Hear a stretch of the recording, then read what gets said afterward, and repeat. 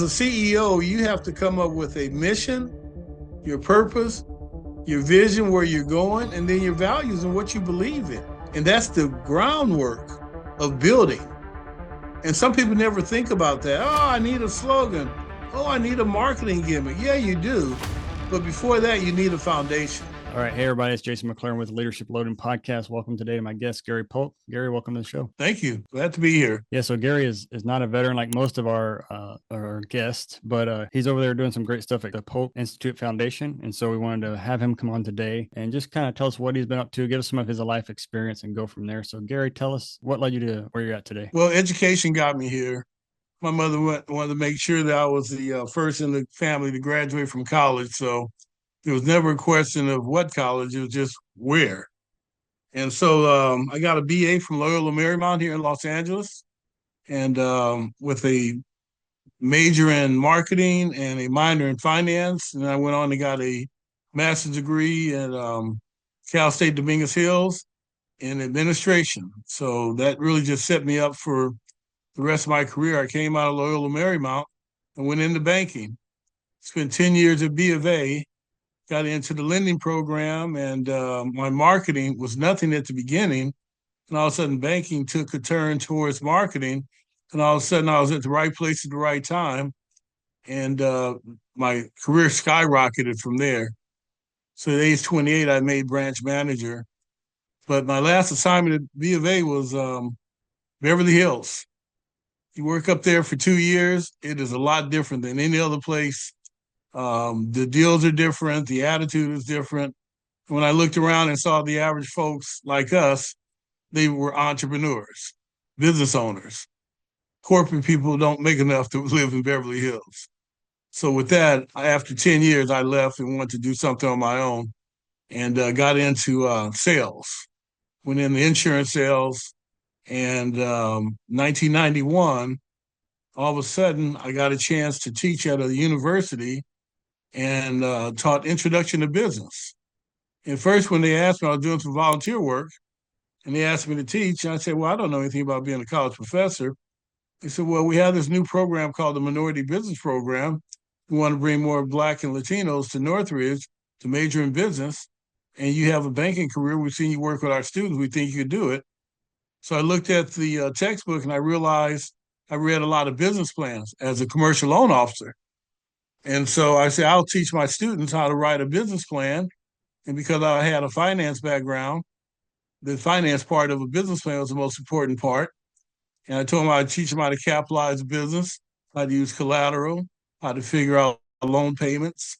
And I said that I would bring in my banker colleagues and my finance CPA friends, and they would form a loan committee.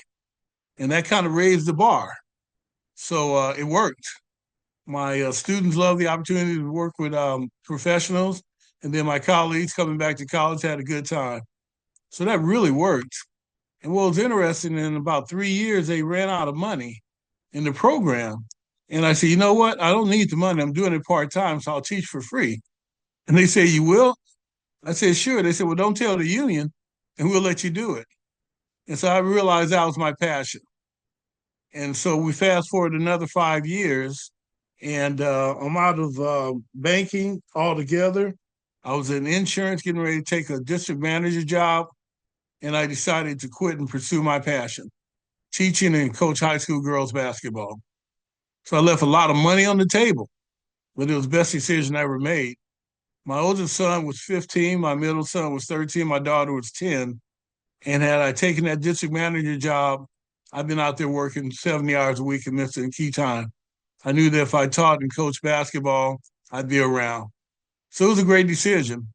And so that just led me to one thing to another.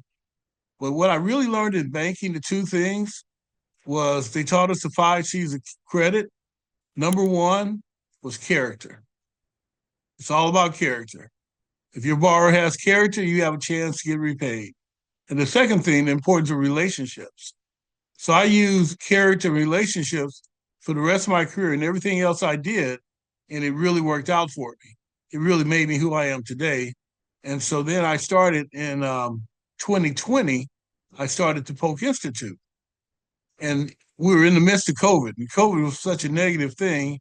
And I was doing some volunteer work with the SBA, and they needed people to explain the EIDL loans and the PPP loans. And all of a sudden, Zoom, what we're on today, technology came in. So we were able to run webinars instead of having in-person seminars. And then we had one-on-one counseling. So I decided to start the Polk Institute Foundation in 2020. And the focus at that time was to start a nonprofit and really emphasize something called social entrepreneurship. Have you ever heard of the triple bottom line? No. Triple bottom line is people, planet, profit. And in 1 week, I was running a university incubator at my university, and I went to 3 social entrepreneur events. And I had this epiphany that to make us different as a university-based incubator, we would pursue social entrepreneurship. And it really worked. The students loved it. But I'm a baby boomer, as you probably could tell by the whiskers. And I was taught the business of business is profit. And as an academic, I can tell you at the college level, we've been teaching MBAs profit maximization for the last 30 years. But in my opinion, the triple bottom line of people, planet, profit is the right way to do business. So people matter, our customers, our clients, the planet matters, and it's still about profit. And some will tell you that's a zero-sum game, but that's not true. You can do all 3, and that's what I believe in. So at the Polk Institute, what we do is we develop what we call the Fundable CEO. The Fundable CEO can articulate a vision and a mission that's compelling, then can go out and recruit a team, and then go out and get resources like finance, other team members, relationships with banks, with law firms, with vendors, bring them back to the team, and then reach that vision and mission. So that's what we do, but we focus on social entrepreneurship. So the Polk Institute, our mission is to serve social entrepreneurs to help make the world a better place. Our vision is to serve 1,000 social entrepreneurs by 2032. And by doing so, we have an incubator for startups from ideation to launch. Then we have an accelerator in our second year for businesses 1 year to 9 years. And then in 2023, we launched our legacy cohort for businesses 10 years or more that need to figure out management succession and how to exit the business the right way. And so that's pretty much what the Polk Institute does. On the incubator accelerator level, we offer our items on a tuition-free basis. So we go to government, we go to banks, we go to foundations, private donors for funding. Our legacy cohort is a fee basis where they pay a monthly membership fee, and we meet with them monthly, and then I become their CEO coach. And that program has been a fee revenue, so that's been very good for us. So that's kind of what I'm up to today. And they say that if you pursue your passion, you never work a day in your life. So I could say literally since 1991, I haven't worked a day of my life. During the summer months, I call myself semi-retired because school is out. And now I just spend all full time with the Polk Institute. Yes. So you've been doing that since 91, you said, the Polk Institute? I started the Polk Institute in 2020. I started teaching in 91, and I went to Cal State Dominguez Hills as a women's basketball coach in 2002. In 2003, they found out that I could teach. So I only coached there 2 years, but I've been teaching there ever since 2003. So I've just celebrated 22 years as a college lecturer. Yeah, I like that. You kind of hit the nail on the head there. If you love what you do, you don't work a day in your life. And then people like yourself and I, we become natural instructors or teachers. Yes. That's why I started this podcast, just because I wanted to download my knowledge into people that are listening and then get people like you on. But also I do similar things with the first responders and veterans that we serve. We go out and we coach them on leadership. Kind of like what you said, we free for veterans and first responders, and we have a fee basis for non-participants. But I think what you guys are doing over there is great. And so you're like a Shark Tank type thing for. Well, we have Shark Tank type events. So what we do is go through, we have workshops that we do on Zoom. But I do want to add that when we started, we targeted underrepresented Black and Brown. And as we evolved, we now also target women and veterans. So every May we do Veterans Appreciation Month, and we bring in veterans. We have a couple people on our board that are veterans, a couple people that we work with, and we work with the American Legion locally. And we have a big veterans event. And like I told you earlier, my dad served in World War II, and my wife just lost her dad. He served in Korea, and she's from Maui, and they have a veteran cemetery. And we buried him about 4 years ago now. And we went to the veteran cemetery, and all the branches had their tombstones there, and one of them said, "Freedom is not free," and that really struck me. So we decided that we would use "Freedom is not free" as our theme for our Veteran Appreciation Month. Because really, when you get into it, veterans understand business because man down, next man up. And you guys could go into a desert, you can go to a jungle, and you're trained to set up a city with all the other infrastructure that you need. So I work with quite a few veterans that understand that military leads to leadership. And as an entrepreneur, you got to figure things out. You have to be resourceful. You got to be resilient. And those two things, veterans kind of take in stride. They almost know that by nature. So we found that veterans is a really good group to work with. Sometimes it's hard to get them to focus. Sometimes they kind of want to do their own thing. One of our big things is being coachable. But I would say over the most part, it's been very good for us. Yeah, on your veterans side, y'all they still have to pay the fee, or y'all have a reduced rate, or is there anything like that? Well, what we do is tuition free for the incubators. When you first start up with know nothing, you just have an idea. So the real thing is proof of concept. So we offer 11 months of training, and then you graduate from the incubator to the accelerator, another 11 months, and that's all tuition free. Now, if you're in 10 years or more, now you have an income.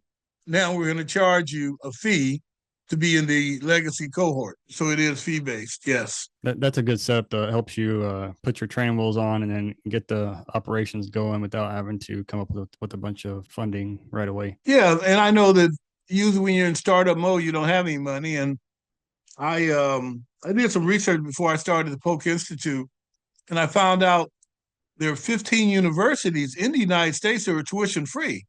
And I didn't know that. I read this article in World News and Report, and 5 of them are military academies. You probably know this: West Point Naval Academy, Air Force Academy, Coast Guard Academy, all tuition free. So then we just asked the question, why can't we develop the Polk Institute, promote social entrepreneurship, and don't charge anything? And now we don't have to worry about the student debt, because student debt being 1.6 trillion is ridiculous.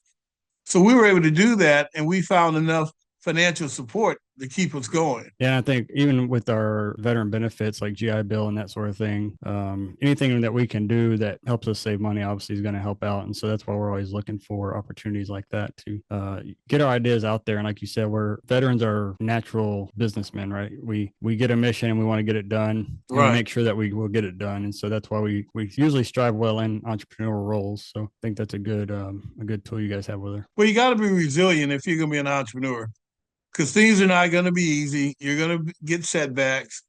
You're going to deal with different things. So one of the things that we do that makes us unique in our training part is that we have mental fitness for entrepreneurs. So our first year, we talk about vulnerability and how important that is. And then the second year in our accelerator, we talk about developing grit and resilience, because those are the intangibles that could either help you make it or break it, if that makes sense. Because you got to know that entrepreneurship is a failure sport. So if you know anything like baseball, hitting a baseball, if you can hit it 3 out of 10 times and get a hit and do that for a career, you're Hall of Fame.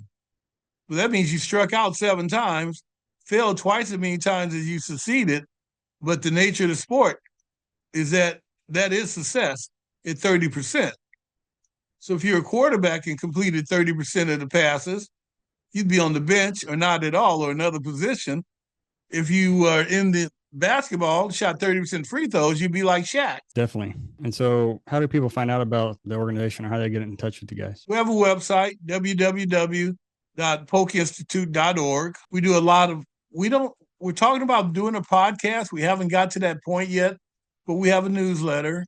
We do two or three pitch events a year, and that's open to the public. So people find out about us that way. And then I work with an organization called SBDC, Small Business Development Corp, or centers, and we provide training through the SBA at no fee. And then people find out about what I'm doing. I just love to teach. So I teach the same business principles, whether I'm at my university or teaching through the SBDC or through the Polk Institute. And we have this system that we teach, and it works. Is it guaranteed? No, because in business, there are no guarantees. But I believe that business is important. And I know that small business is the innovators and the job creators for big business.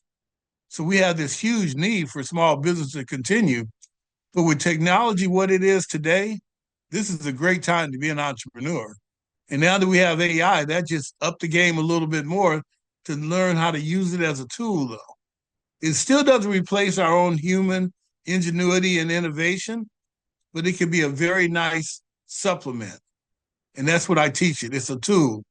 You don't want it to write your business plan. You want it to help you perfect your business plan. And if you understand that, because you hit really at the end, have to understand what it means. So a person to have an AI write the total business plan may not even know what it means or says. So you have to be able to understand that part and say, here, I wrote this. Can you make this a little better? Or can you grammar check this? And that's when you're using AI, because it can make you much more efficient from a time standpoint. Yeah, definitely. I mean, I've seen people write things with AI and they never even read any of it. And so then you can't do that with your business, because you have to be involved with your business. You have to know what your goals are, what your KPIs are, and what metrics you're going for. Otherwise, you're just guessing and shooting from the hip. That's right. Yeah. But we believe that if you're coachable, entrepreneurship can be taught. And I have this great book that I've been using since 2014 called Disciplined Entrepreneurship, 24 Steps to a Successful Startup. And I ran an incubator down in Torrance. We had these mentors and they were struggling. So I came in and made some changes. And one of the mentors said, well, Gary, if we give them the book, why do they need us? I said, because sometimes people can read a book and not know what it means. That's where you and your savvy, your experience comes in and say, okay, here's what this means and here's how this works. And as an educator, I know you can give a student a book and they read it, they don't know what they just read. And one thing, and you probably already know this, as a startup, you don't know what you don't know. So you need a mentor to help you that's willing to work with you and show you this. But if you're not coachable, then we can't help you. So entrepreneurship is a team sport. Again, a military connection. The military does things in teams. And in business, if you're going to scale a business, you could grow $1 million business with a team in 3 to 5 years, but you cannot do it by yourself. So again, 100%. Entrepreneurship is a team sport. Yeah, 100%. Gary, what would you say would be your leadership tip for new entrepreneurs? I'm glad you asked that. And this is something that I think people kind of miss. I would call this the duty of loyalty. So the duty of loyalty really is a fiduciary responsibility that a CEO has, that you go out and you raise money because you want to do something, you want to make an impact. You got to make sure that that business is your number one priority, and you can't let that turn in to become a thing of self-interest. The business has to come first. The employees have to come first. You can't let one employee become more important than the business. And that's all around the duty of loyalty. So I really believe in that as a strong virtue that every CEO needs to have and really understand. There's something else called the duty of care, and it relates to that because the business becomes like your child and you're nurturing that. And so you got to do all you can. So a lot of people say, well, I'm an entrepreneur and I'm a CEO and I'm going to make a lot of money. It's really not about that. If that's really your goal, you're probably going to crash and burn. But if you understand the duty of loyalty, I would really say that's going to be a real plus because that gives you that character that you need to really, really make it work. And for me at the Polk Institute, character is our number one value. Doing the right thing when no one is watching. I agree with that 100%. I think a lot of that translates to veterans and first responders because they have oaths and different creeds they have to follow by, do no harm or different oaths they've had to take for their career. Absolutely. All of them have to be sworn in, they have to be sworn into their positions. So I think once again, that kind of goes back to translating those skills into the entrepreneurial sector. Absolutely. So as a CEO, you have to come up with a mission, your purpose, your vision, where you're going, and then your values and what you believe in. And that's the groundwork of building. And some people never think about that. Oh, I need a slogan. Oh, I need a marketing gimmick. Yeah, you do. But before that, you need a foundation. And that foundation is the key to scaling. Well, Gary, I know we kind of talked about your website earlier, but any other ways people can get a hold of you guys just on your website, social media and all that? Well, yes, you can go. We have a social media. We're on LinkedIn. We're on Facebook. We do all the things. We haven't started TikTok yet, but we're getting ready to start TikTok probably in the next 90 days. People say you're missing it. It's not just teenagers and kids. A lot of people are on TikTok. So we have to get there. But polkinstitute.org is our website. My email address is gpolk@polkinstitute.org. And we're here because we do all our stuff on Zoom. Right now, we have a young lady in our accelerator class in Texarkana. We have people in New York. We have people in Boston. We have people down in Atlanta because we can do this on a Zoom basis on nationwide. So we do have, but the bulk of our clients are in Southern California where we're located. Yeah, but if you can tell, I love what I'm doing. It usually starts grassroots wherever you're at, so you get a lot more people from there, and then you branch out. Yeah, yes. It's good that you guys are virtual friendly, so that people can do that anywhere they're at. Yes.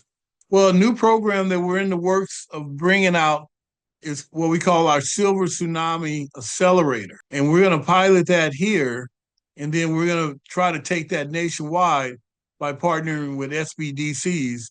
And there are about 1,000 SBDCs nationwide. I'm sure they have a couple where you are in Dallas. And it's all about the baby boomers retiring and how are they going to exit and what are they doing to prepare. So we really want to help them at the opening, the beginning, let's say the crib, all the way to the end when they exit. So that's our next big frontier, is to work with the baby boomers and help them do the right exit. Again, they don't know what they don't know about exit strategy. Yeah, and where I come from, we call that business continuity, keeping everything running. Yes, absolutely. And sometimes second generation may want it. Sometimes employees may want it, but maybe neither of them want it. And now what is the solution? It's not to do nothing. But then they have things called financial investors and strategic investors. You need to know the difference in how they work. And it's kind of like how you keep your business and maintain your business is sometimes, to me, the analogy that a lot of us can relate to, do you keep your home? When you break something, do you fix it the right way? Or do you let it go in disrepair for 30 years? Well, if you let that happen, if you don't really do your business the right way, you're not going to get top dollar. But if you take care and have pride of ownership, you're going to get top dollar. And you might get a 5X or a 10X return base, or instead of a 1 or a 2X, because people realize you haven't really done anything with this. So it's a process. And again, people don't know what they don't know. And we're excited about this opportunity because we know there's a problem here in Southern California, but baby boomers are nationwide. And this for the next 10 years, it's going to be an amazing time period. As older people are retiring, they got to really understand how to do executive, what they call estate planning, to set up their retirement the right way and then sell it to another company because, not every company has to be a startup. Maybe you have an idea, but instead of buying a starting up, you buy an existing business. well, how does that work? So the Polk Institute, we're excited about our future. Well, I like what you're doing over there, and I think our listeners will be able to reach out to you guys and get some good tools and work with you guys. So, Yep. Gary, thanks for coming on the show. Thank you for having us. Take care. Hey, everybody. This episode of the Leadership Loading Podcast was brought to you by Go Heroes Inc., goheroes.org. If you'd like to be a sponsor, go ahead and check out our website or email us, and we'll get you all the information you need. There are thousands of leadership and management podcasts to choose from. We're glad you chose the Leadership Loading Podcast, a Go Heroes production. If you'd like to support Go Heroes Inc., visit www.goheroes.org. And with that, it's time to wrap up today's show. Thank you so much for listening. We sincerely hope you liked it. Don't forget to like, subscribe, and share this podcast with your family and friends. Let's all grow together. Thanks for listening to the Leadership Loading Podcast. Leadership inspired.